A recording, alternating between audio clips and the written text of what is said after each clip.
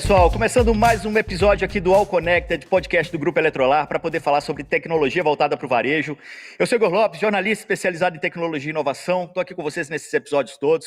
Conversa agora, como eu falei, né, a gente vai falar sobre, no caso aqui, é obsessão pelo cliente, né, não é nem a experiência do cliente, né, porque a gente está falando de Amazon. Quando se fala de Amazon, acho que a primeira coisa que vem à mente é experiência do cliente, né? Essa obsessão que a Amazon tem pelo cliente. Inclusive, tem um mito, um meme até, né? Quem nunca teve um problema com a Amazon, que tenha, só para ver como que a Amazon resolve esse problema, né? E eu vou conversar hoje com a responsável por isso aqui no Brasil. Mariana Grotera, diretora de experiência do cliente na Amazon Brasil. Brigadão por estar aqui conosco. Muito obrigada, Igor. Um prazer enorme estar aqui em nome de todo o time da Amazon. Na Amazon a gente fala que todos somos responsáveis pela experiência do cliente. Então, represento aqui um grande grupo, um grande time que vem trabalhando para construir a Amazon do Brasil. Com certeza. E assim, seu histórico é todo de experiência do cliente, né? Sim. E aí, de repente, você senta na cadeira daquela empresa que é mais reconhecida por isso. Exato. Tenho 20 anos de jornada no mercado, passei já por diversas empresas, e em todas elas que eu passei, de uma forma ou de outra, eu estava ali numa posição que eu, pelo meu modo de trabalho, trazia o cliente para o centro dessa discussão, né? Tirando a Siemens, que foi ali no início da minha jornada, passei por empresas relacionadas ao varejo, então estive no Banco IB C&A, estive na Renault, estive no Banco Carrefour e depois no Carrefour, e lá eu consegui aprender e estruturar essa minha jornada. Eu divido essa minha jornada em 3 grandes blocos, né, em 3 grandes passos, até eu chegar na Amazon e ocupar essa cadeira de experiência do cliente.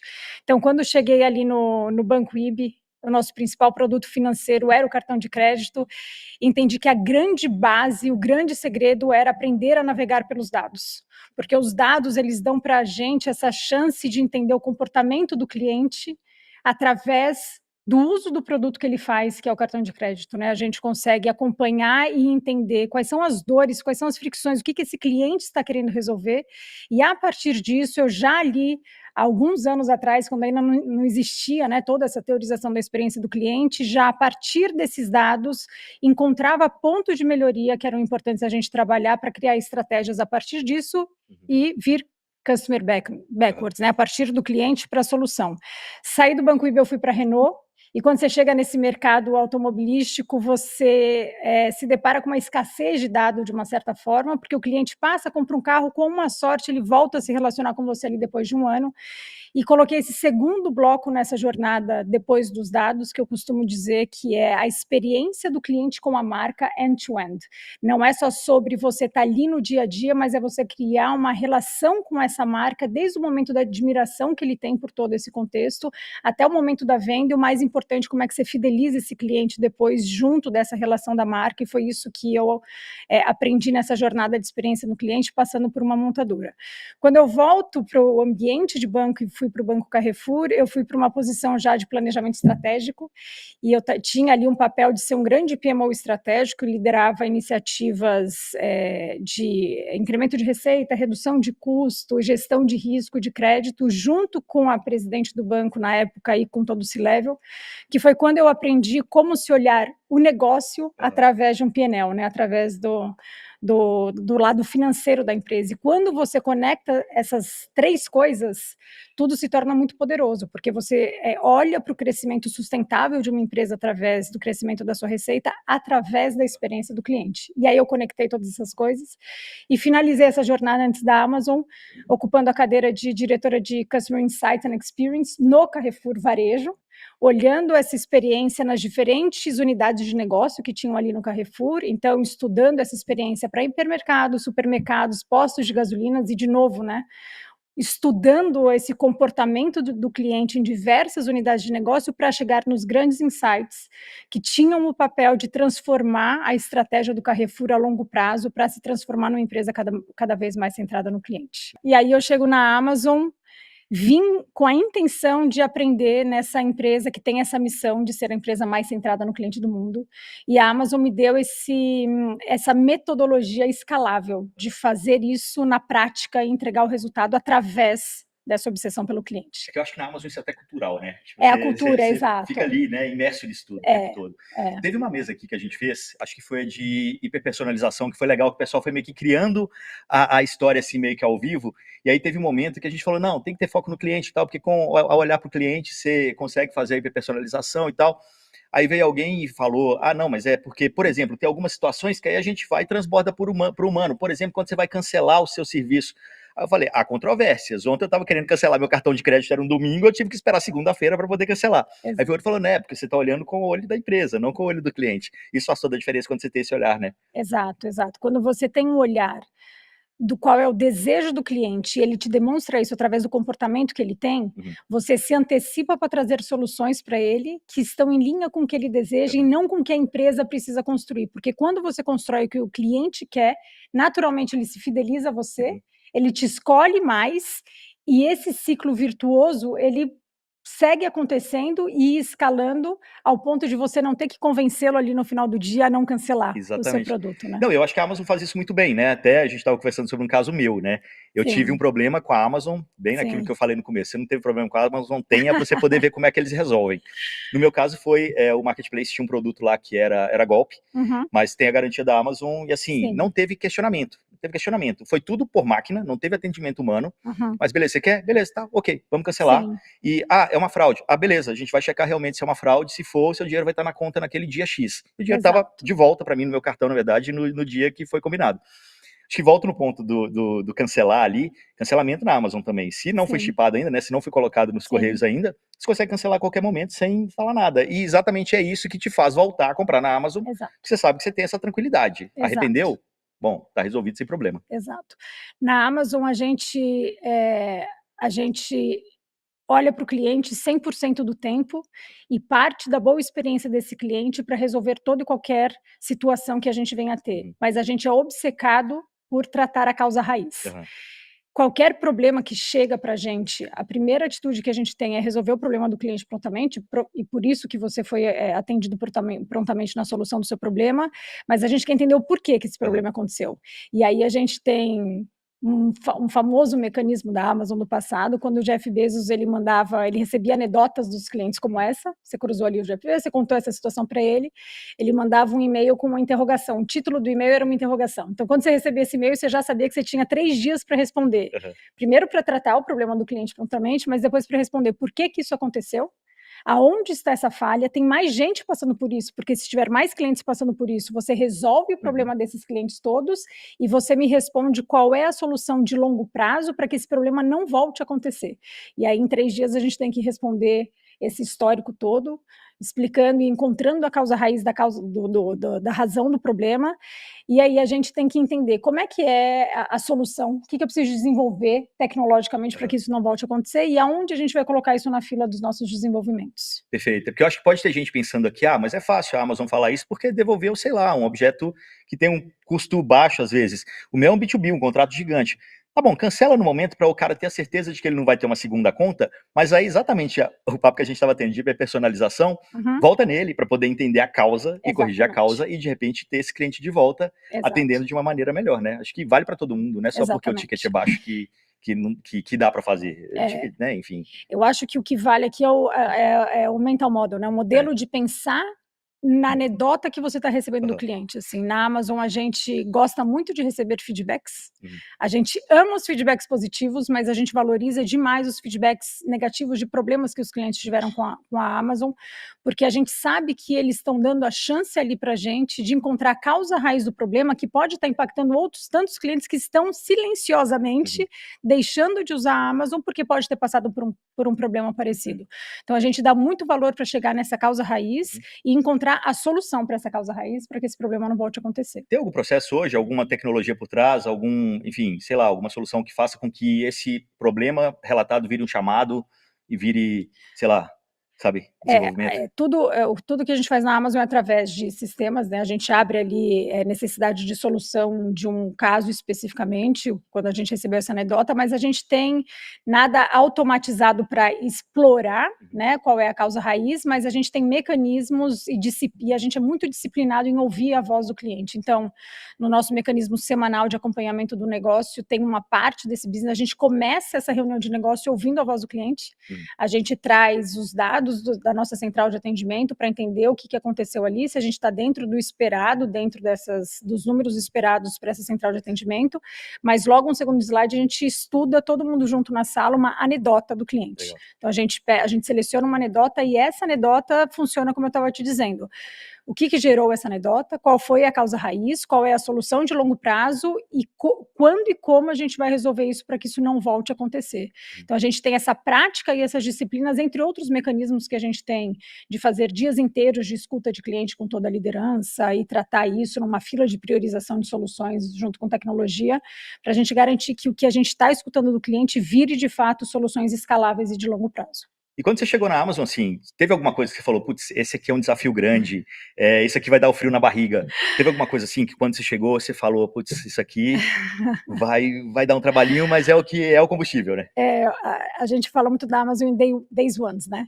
Todo dia na Amazon é o primeiro dia, então acho que o frio na barriga é uma característica permanente. Eu estou há 3 anos e meio na Amazon, eu fiz essa conta ontem, 1.250 e poucos dias de Amazon, Deusinho.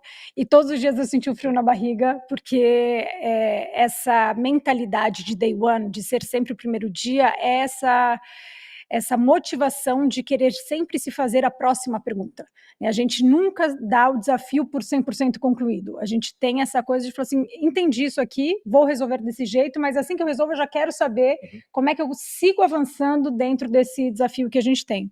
Eu cheguei na Amazon para assumir a cadeira de experiência de entregas e de devoluções, uma cadeira muito importante para essa experiência do cliente que compra nesse mundo digital, porque a gente sabe o que o cliente brasileiro quer dessa experiência, né? Ele quer entrega grátis, ele quer entrega muito rápida e ele quer não ter nenhum tipo de dor para fazer uma devolução de um produto se ele não quiser, ou se ele tiver ficar com o produto, ou se ele tiver algum problema com o produto. O grande primeiro desafio que eu enfrentei na Amazon foi em relação à velocidade de entrega.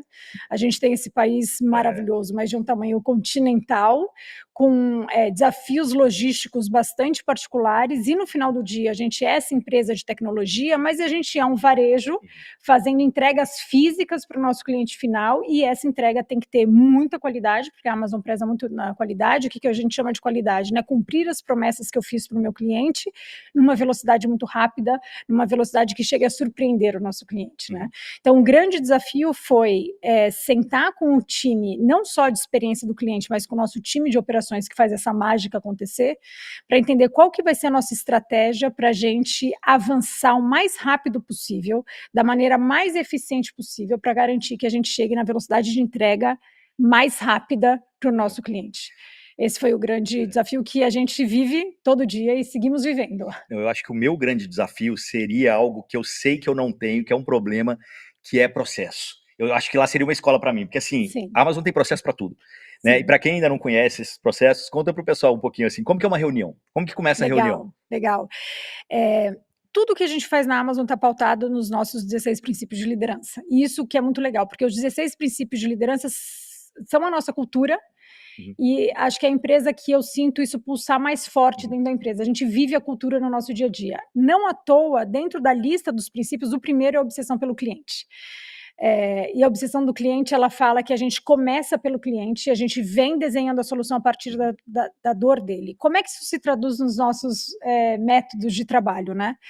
Vamos falar de uma reunião da Amazon onde a gente vai propor uma nova ideia, uma nova solução para um problema. Esse documento, a gente senta na Amazon a gente não faz os PPTs, os famosos PowerPoints. Isso eu gosto, não tem que perder tempo com isso.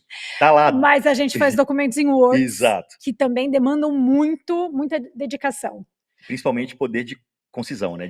Exato. Quando você fala sobre uma ideia, você tem uma ideia boa, mas quando você escreve sobre ela, você sabe exatamente como você vai fazer isso acontecer. E eu acho que esse é o principal ganho da gente não ter o PowerPoint, porque a gente não fica refém do poder de falatória daquela pessoa que está apresentando, de todo mundo acompanhar e ter o mesmo nível de entendimento do que aquela pessoa está apresentando. Parênteses, antes da reunião, vocês têm um tempo para ler esse documento. Isso, e aí a gente escreve tudo isso num documento que faz você fazer esse exercício de ser conciso, de ter uma mensagem clara e direta e muito embasada em dados. O documento, ele permite que a gente tenha ali especificamente qual é o dado que eu estou falando e por que eu estou falando aquilo. Como é que é esse documento quando a gente vai lançar uma nova ideia? Ele parte de uma dor do cliente. Eu preciso estar endereçando uma dor do cliente e a gente chama esse documento de PR FAQ. O PR é o nosso press release. Então, o documento ele começa com press release, assim, quando isso estiver pronto e você lançar isso para o mercado, como é que você anunciaria isso numa capa de revista? Que se você tem a principal matéria de uma revista, o que você vai contar para o seu cliente? Por que ele vai achar isso interessante? Então, ele é uma forma de estimular quem está criando aquela solução, de pensar aquela solução pelos olhos do cliente. Então, daí você já entende, putz, é uma boa ideia, é vendável essa ideia, o cliente realmente está interessado nessa ideia ou não é. E depois vem as FAQs, que são as perguntas frequentes, né? Que a gente se faz essas perguntas, por que eu estou fazendo isso? Por que eu estou fazendo isso agora? Quanto que vai custar fazer isso? Qual o impacto que isso vai trazer para o meu negócio? E a dinâmica da reunião é a gente se junta, a gente se reúne dentro da sala e a gente imprime esse documento e os primeiros minutos da reunião são dedicados para a gente estar numa sala de estudo mesmo, todo mundo lendo o documento, grifando, se fazendo Aquela as coisa, perguntas. chegou numa reunião, tá por dentro do assunto, leu tudo? Todo mundo responde, sim. Esse é um ponto super importante, a gente reserva o horário da reunião. E neste horário a gente lê. A gente não espera que as pessoas leiam antes, porque a gente sabe que a gente tem um dia a dia bem. Mas então, se a gente tem, e tudo é bastante. Tem método, tudo tem método na Amazon, né? Então a gente tem documentos de uma página, que são reuniões mais rápidas, 4 páginas ou 6 páginas. Até pelo tamanho de página, você sabe o tempo que a reunião vai durar. Exato. E você sabe o tempo de leitura que você tem que dar. Então, se eu tenho 6 páginas, que são os planejamentos mais densos, a gente tem uma reunião de 2 horas, os 40 minutos são dedicados à leitura, e aí a gente passa 1h20 discutindo, fazendo comentários gerais, e depois a gente vai página a página para todo mundo esclarecer as dúvidas. É bom que isso não tem aquela reunião inconclusiva, nem aquela reunião que poderia ser o e-mail. Exato. A gente evita, porque se a gente percebe durante a escrita de um documento que aquilo pode ser um e-mail, aquilo vira um e-mail. Então a gente ganha eficiência. Exatamente. Perfeito. Que é o exercício anterior à reunião. Vamos falar um pouquinho mais de tecnologia também, né? Como que vocês usam tecnologia no dia a dia? Inteligência artificial e Amazon, acho que também é algo que já existia desde muito tempo, né? Acho que foi o primeiro e-commerce que começou a fazer relação de produtos, né? De sugestão de produtos ali. Sim. Isso é inteligência artificial, por mais que agora seja hype, né? Lá atrás, quantos anos tem isso já? Enfim, 25? Muito tempo. Muito tempo. 25? Quase que desde o começo. Eu acho que a mentalidade está lá desde o começo, e a gente foi ganhando eficiência nessa personalização ao longo dos anos, mas somos pioneiros em entender como que a gente podia fazer o uso dos dados, do comportamento do cliente ao nosso favor, como é que a gente soma a inteligência artificial dentro disso, para garantir que hoje cada cliente que entre na Amazon tem a sua loja individualizada e personalizada. Isso, para mim, é um poder do varejo, de conseguir te direcionar e tirar a fricção do cliente da tomada de decisão. A gente sabe como é sofrido para o cliente ali tomar a decisão de comprar ou não comprar. Quando a gente traz os dados dos comportamentos e soma isso com o poder que a gente tem de te influenciar e te ajudar a navegar pela nossa loja, que tem mais de 150 milhões de produtos, né? A famosa loja de A a Z, mas eu te direciono para você escolher o seu produto da melhor forma possível. Somo a isso o comentário de outros clientes de maneira imparcial, para você ter ali o seu poder de avaliação daquele produto baseado em experiências anteriores, e agora a gente está desenvolvendo também uma inteligência artificial para você interagir, fazer perguntas sobre o produto para você tomar a sua decisão. Tudo isso está baseado muito em dados, está baseado muito em inteligência artificial e vem dessa experiência de personalização que ajuda o cliente a tomar as melhores decisões mais rápido, né? Para ele estar ali liberado para fazer outras coisas. Inclusive, eu vi que lá fora vocês já estão experimentando algumas coisas nesse sentido, né? Eu pude experimentar, né? Que eu tive lá fora, vi algumas coisas do tipo... Perguntei, meu irmão vai ter um filho agora e todo o mote do quarto da criança vai ser sobre espaço e tal. Aí eu fiz esse experimento lá fora. Eu perguntei, me sugira alguns produtos que eu possa dar de presente pro meu sobrinho, que vai nascer agora em abril, e que o quarto dele é tudo sobre mundo espacial. E veio aquela sugestão, né? Legal. Claro, isso não tá aqui ainda, tá, pessoal? Enfim, mas é um caminho, é um norte, assim, que a gente percebe a Amazon olhando, né? Exato. Acho que o grande benefício da inteligência artificial é criar essa relação com o nosso consumidor, que pareça uma conversa pessoal, né? Por mais que seja feita através da tecnologia, a gente vai chegar nesse lugar de criar essa relação com a marca para além, né, do varejo ali. Então, Isso é para onde a gente está olhando. Quando a gente começa a pensar em todas as possibilidades, né? Claro que a Amazon está lá longe, né? Se a gente for pensar assim, mas tipo, as possibilidades, vem o retail marketing, vem, né? Que você vai ver anúncios que o cliente quer ser impactado naquele momento, ou que é um produto que ele está precisando naquele momento. Uhum. Tem mil possibilidades aí Sim. para, inclusive, aumentar a taxa de conversão, Sim. aumentar com a taxa de conversão maior, se ainda aumenta em conjunto aí essa aproximação do cliente, ou essa percepção do cliente de que sua loja está entregando aquilo que ele quer. Exato, é super interessante isso que você está dizendo, e até vou trazer também algo que é bastante metodológico da Amazon. Na Amazon a gente trabalha muito para os inputs, que a gente chama, né? A gente trabalha no que a gente consegue influenciar. A gente olha para a conversão como um output, como uma consequência de alguma boa experiência que eu gerei para o meu cliente e que naturalmente vai Isso é um super aumentar a insight para o varejo, conversão. né? Exato. O que a gente está dizendo aqui? Que quando eu estou olhando em desenvolver uma mídia que seja do interesse do cliente, eu não estou fazendo isso porque vai aumentar a conversão. Consequentemente, como output, vai aumentar a conversão. Mas por que eu estou fazendo isso?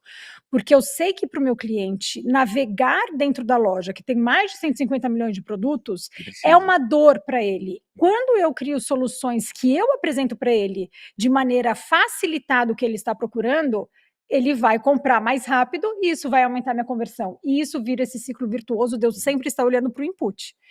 O que a gente olha aqui? Quão assertivo eu fui nessa mídia que eu fiz? Quantos cliques eu tive nessa mídia que eu fiz? Porque se eu não tive cliques é porque eu não fiz... É mais isso aqui que eu estou olhando do que o reflexo no output. O reflexo no output na conversão vem como consequência, que vai gerar mais receita, que vai gerar mais fidelização, mas a gente está olhando aqui para os nossos inputs. É engraçado que é meio que a lógica do jornalismo também, né? A gente está produzindo conteúdo aqui, a minha cabeça é sempre o tempo inteiro pensando se quem está assistindo vai gostar dessa nossa conversa. As empresas, geralmente, principalmente o B2B, eu não sei se pensa dessa forma. Né? Acho que, não, mentira, é o contrário. Acho que talvez o B2B tenha aprendido a fazer uma venda mais consultiva, né? A entregar, a ouvir mais o cliente também. Enfim, acho que é um caminho que, não sei se B2B ou B2C, acho que todos têm que percorrer e aprender. Né? O famoso parta da dor do cliente, venha de trás disso desenhando a solução, ao invés de desenhar uma solução, eu quero fazer mídia porque eu vou faturar a mídia. Se essa mídia não tratar uma dor do cliente, ela não vai ter um longo prazo, né? Ela não vai se sustentar ao longo do tempo. Eu acho que a garantia A a Z está dentro disso também, né? Porque foi o caso que eu contei no começo. Eu comprei tendo a segurança de que, mesmo se existisse algum problema ali no processo, a Amazon estava comigo e ia resolver meu problema. Né? Mas, ao mesmo tempo, isso não deixa de ser gasto para a Amazon, né? Porque provavelmente quem arcou com esse prejuízo foi a própria empresa. Então, como equilibrar essas duas balanças? Porque é caro, principalmente quando a gente pensa numa escala do tamanho da de vocês. Acho que a primeira resposta é a gente tem muito orgulho da nossa garantia de A a Z, porque a gente entende que é o que precisa ser feito. Né? Não é uma questão de se é custo ou não é custo, mas é o que precisa ser feito para que este ambiente do e-commerce seja seguro para o nosso cliente.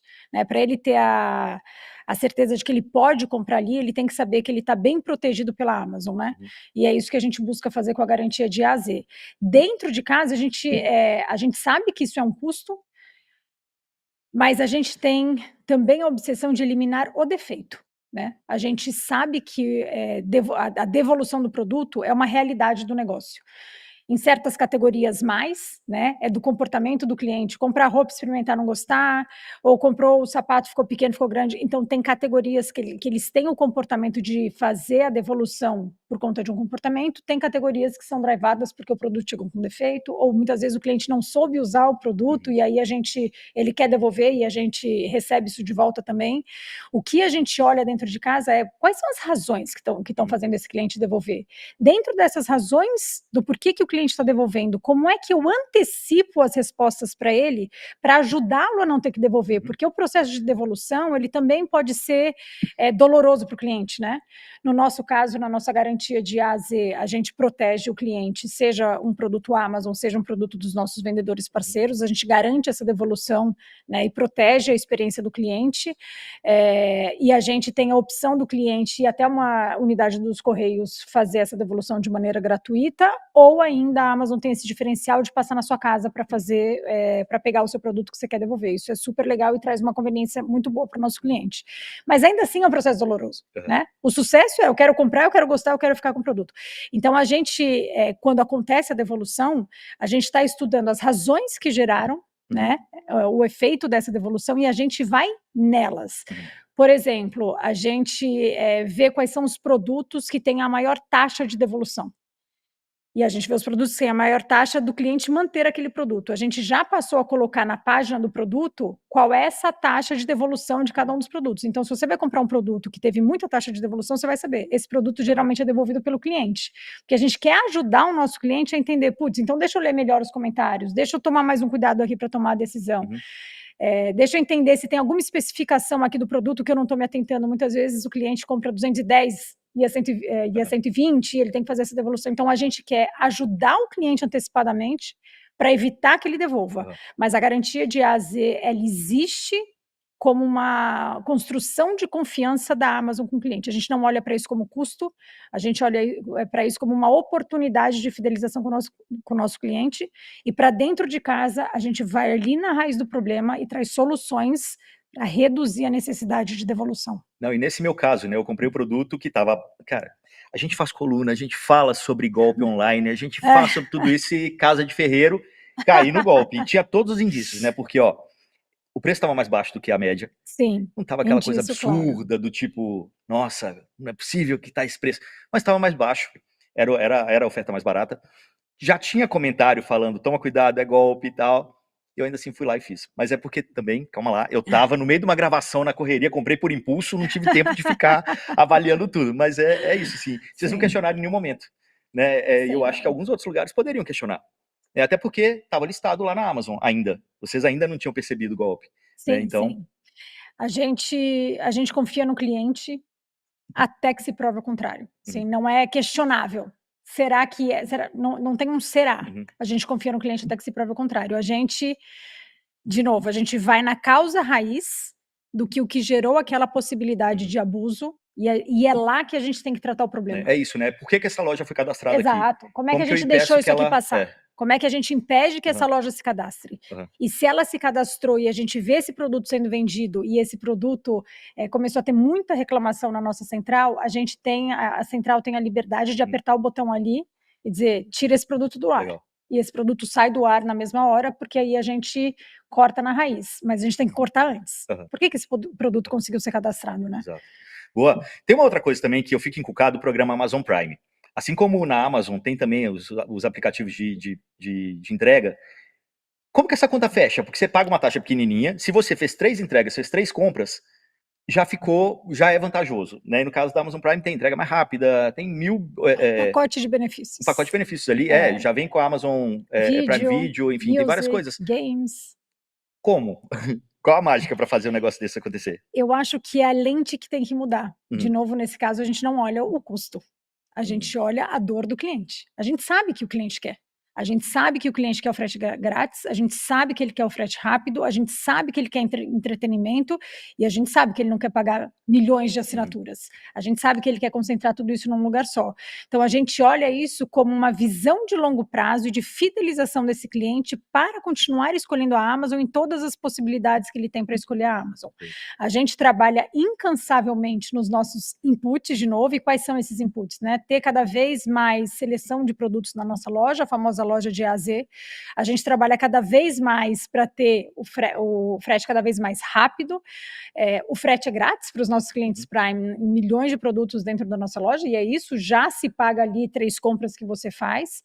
E a gente trabalha incansavelmente nessa conveniência para garantir a melhor conveniência para o cliente, seja para fazer um return, para fazer uma devolução, seja para continuar fazendo suas compras, ou seja para viver o seu entretenimento ali com a sua família. E é esse benefício que o Amazon Prime traz. Para a gente, é uma perspectiva de longo prazo, de fidelização e de trazer esse cliente a usar a Amazon cada vez mais. É isso aqui que a gente está olhando. Ah, mas o custo é alto. O custo é alto. O nosso papel é olhar para essa operação que a gente tem, buscar onde estão as nossas linhas de custos mais ofensoras e buscar soluções para a gente reduzir o nosso custo fixo. Mas imagino que deva ter algum KPI que mostre, por exemplo, sei lá, quem é Amazon Prime gasta mais, ou o ticket médio é mais alto, e aí isso talvez compense... Isso, o que a gente olha é a composição do todo. Aham, Não é o custo e o quanto isso me gerou a mais, mas é isso me gera mais. aham, Isso reduz o meu custo fixo por unidade. Nesta flywheel, isso uhum. faz com que a Amazon escale. E a Amazon escalar e ter essa visão de longo prazo é o que nos move, Uhum. né? É o que faz a gente seguir. Que dica que você dá nesse sentido para o pequeno e médio, que não tem todo esse arsenal que a Amazon tem para poder colocar num pacote desse, sabe? Sim. Saber muito bem o que seu cliente quer. Eu enxergo muito a gente, o nosso leadership principle de obsessão pelo cliente, ele fala, o líder da Amazon, ele sabe o que está acontecendo na concorrência, Uhum. ele olha para a concorrência, a gente tem bem claramente o que está acontecendo na concorrência, mas a nossa obsessão é pelo cliente. O que isso significa na prática? A Amazon tem muito claro o que o nosso cliente quer, Uhum. e é a famosa flywheel desenhada no guardanapo pelo Jeff Bezos lá atrás, que ainda vive, né, até hoje, que é, ele sempre vai querer mais produtos disponíveis, ele sempre vai querer mais conveniência, traduzido em mais frete grátis, em mais velocidade rápida, ele sempre quer o melhor preço. Isso aqui não vai mudar. Se a gente sabe que é isso aqui que a gente tem que fazer, é aqui que a gente vai todos os dias. O que eu vejo muito no mercado é isso. Agora a concorrência foi para lá. Uhum. Então eu paro o que eu estou fazendo aqui, agora eu vou para lá É. também. Agora o cliente falou que quer um aplicativo de desconto, então eu paro tudo e faço um aplicativo de desconto. Vai um pouquinho mais fundo e defina na menor granularidade possível o que o seu cliente quer. E até por que você quer ser reconhecido? Isso, Eu acho que a Amazon tem isso. É a exato, obsessão pelo cliente, ponto. isso. Né? A partir da Uma dor, outra talvez seja preço, mas assim, isso. defina seu objetivo, talvez seja isso, né? É isso. A partir da dor do seu Uhum. cliente, defina como você vai atender isso, diferente dos seus concorrentes, e segue ali num planejamento de longo prazo, sem colocar as distrações Uhum. do mercado. Ah, agora o concorrente fez isso, eu vou fazer também. Não sei, se não está focado na dor que você quer resolver do seu cliente Uhum. e não está linkado com a sua visão de longo prazo, pode ser só uma distração. Uhum. Então presta atenção se você tem que realmente mudar o seu percurso, porque está acontecendo muita distração aqui no mercado, né? Tem uma estabilidade maior no que você quer construir. Ainda dentro dessa linha de gastos, que não é gastos, né? A gente está falando de investimento e de entender o flywheel como um todo. Como que vocês trabalham a logística reversa para ela impactar o mínimo possível também dentro dessa Sim. área? Devem ter aprendido muita coisa nesse sentido. A logística reversa, ela faz parte da nossa garantia Uhum. A2Z, né? A até Z, e ela é a operação que possibilita todo esse funcionamento que a gente tem da devolução dos nossos produtos. A gente olha para isso, de novo, né, como uma construção de confiança do cliente. Uhum. A gente quer trazer muita conveniência, a gente quer que esse processo seja muito fácil. Se ele não puder ser evitado, a gente quer que ele seja muito fácil. Então a gente busca parceiros que consigam trazer para a gente essa facilidade para o cliente retornar. Hoje a gente tem a parceria dos Correios, então todas as cidades do Brasil podem fazer suas devoluções, e onde a gente tem a cobertura, o cliente pode passar lá e pegar para a gente. Mas a logística reversa, ela faz parte dessa experiência do varejo. A gente olha para isso como, não, de novo, né, não como custo, mas como é que a gente, a longo prazo, traz experiências melhores o suficientes para a gente reduzir a necessidade da logística reversa, mas aonde ele existe, como é que a gente faz isso de uma maneira muito conveniente. Mas como eu imagino que vocês também fiquem olhando para esses parceiros o tempo inteiro e dando nota para eles, né? Ó, você tem que ter essa obsessão pelo cliente da mesma Sim, forma que eu tenho, porque sim. senão a entrega, a coisa não acontece de ponta a ponta. Como que vocês medem essa, ou como vocês atraem esses parceiros, né? Como vocês escolhem esses parceiros? A barra da Amazon em qualidade é muito alta. O nosso input é a velocidade de entrega, onde a gente está ali bem obcecado e vem fazendo grandes avanços, né, desde que a Amazon chegou no Brasil, para a gente garantir a velocidade de entrega, mas a gente prima por realmente cumprir a promessa que eu fiz para o meu cliente. E esse é o nível de qualidade que eu preciso garantir dos meus parceiros logísticos para que eles tenham essa barra muito alta, essa capacidade na sua operação de atender os prazos desafiadores que a gente dá para eles e que eles tenham essa cordialidade de ser a cara da Amazon ali no contato final com o cliente, né? Então, quando a gente faz essas parcerias com os operadores logísticos, a gente tem níveis de qualidades acordados, que são todos baseados nessa promessa que a gente está querendo garantir, e isso é avaliado todo ciclo, né? Toda semana, todo mês, isso está atrelado ao tamanho da nossa parceria. Agora, Mari, a gente está falando isso em condições normais de temperatura e pressão, mas na hora que vem, Dia das Mães, Dia dos Pais, Dia das Crianças, Black Friday, Natal, essas datas que a gente sabe que, né, impactam bastante o varejo e e-commerce. Então, o ano passado, inclusive, eu tive num centro de distribuição não era de vocês, mas, cara, a gente via o tanto que aquilo ali tava bombando e a coisa maluca, assim, no dia da Black Friday que a gente foi. Na verdade, era no dia anterior à Black Friday, que era, cara, uma loucura, assim. Garantir a qualidade no momento desses é mais complexo. É mais complexo, a gente chama esses momentos de picos, e a gente se prepara para o pico o ano inteiro. A gente faz um árduo trabalho com muitos times envolvidos, com a área de operação bastante engajada e bastante envolvida, para garantir que o nosso nível de qualidade seja mantido e que a gente continue atendendo o cliente nas suas principais necessidades. Ele, mesmo durante o pico, ele está ali buscando o preço mais competitivo, ele está ali buscando a oferta mais A entrega antes na data certa. Mas ele quer receber isso rápido e ele quer que a gente tenha a qualidade de entregar dentro da promessa que a gente fez. Então a gente envolve... Não dá para uma Amazon entregar um presente de Natal no dia 27, né? A gente sempre fala isso, assim, o Natal é dia 25 de dezembro, só para a gente... É legal que a gente tenha essa mensagem também, quando a gente vai chegando perto do Natal, quando você entra ali na nossa loja, você tem a mensagem, esse produto chega antes do Natal, e se ele chega depois, eu coloco ali em vermelho também, este produto vai chegar depois do Natal, assim, a gente prima muito por essa transparência com o cliente, em datas especiais, Dia das Crianças, brinquedo ganha prioridade total, no Natal a gente quer mostrar para o cliente que a gente tem esse cuidado de avisar se chega ou se não chega, mas voltando para o pico, a gente tem um trabalho bastante minucioso para entender como que a nossa operação vai se comportar durante o pico, qual é o planejamento de volume mesmo que a gente vai ter por cada unidade que a gente tem dos nossos centros de distribuição, e a gente faz essa contratação de temporários, primando muito pela segurança de todos, né, o quanto que a gente consegue operacionalizar esse centro de distribuição na sua capacidade máxima, e quanto esse centro de distribuição consegue transbordar para o transportes, que é um outro lugar que a gente olha com muita atenção, para garantir que no momento do pico a gente esteja rodando na capacidade máxima, mas com muita segurança e primando pela qualidade.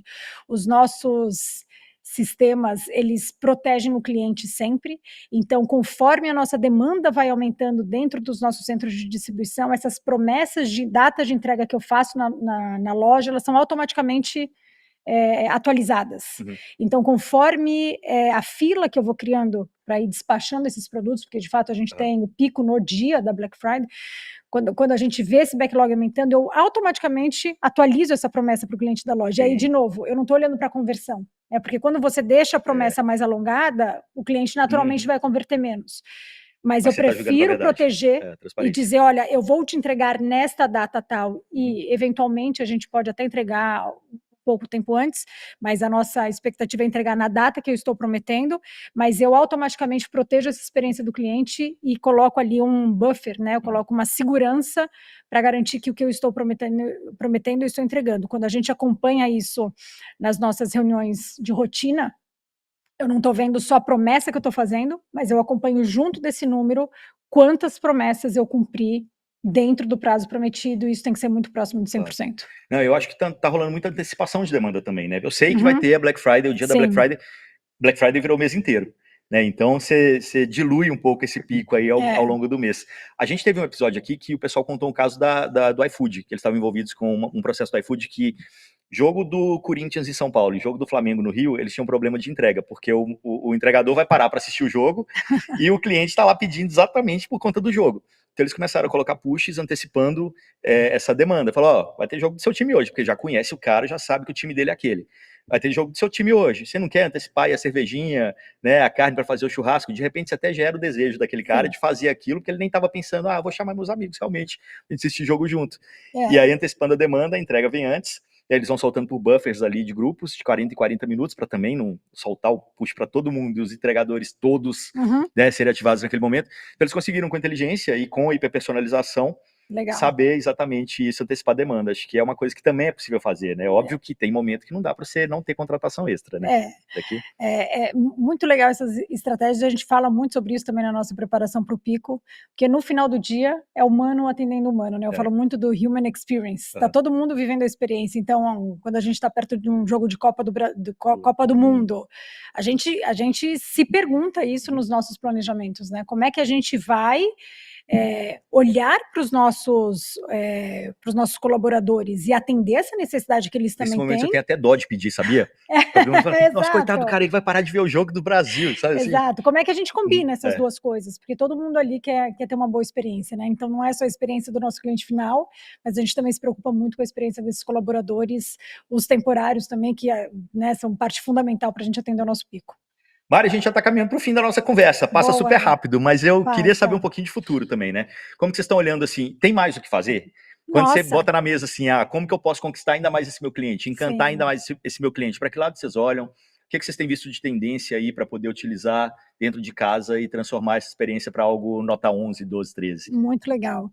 A gente tem muito ainda a construir. A Amazon tem um plano de longo prazo com o Brasil e a gente tem um compromisso e um investimento muito interessante que está vindo para o Brasil aqui em 2025. É um ano bastante importante para a Amazon do Brasil. E, de novo, né, a gente tem muita clareza do que o nosso cliente quer. Ele quer uma seleção cada vez mais ampla, ele quer uma loja de A a Z, ele quer uma velocidade de entrega cada vez mais rápida, ele quer o frete grátis, ele quer a conveniência. Quer tudo.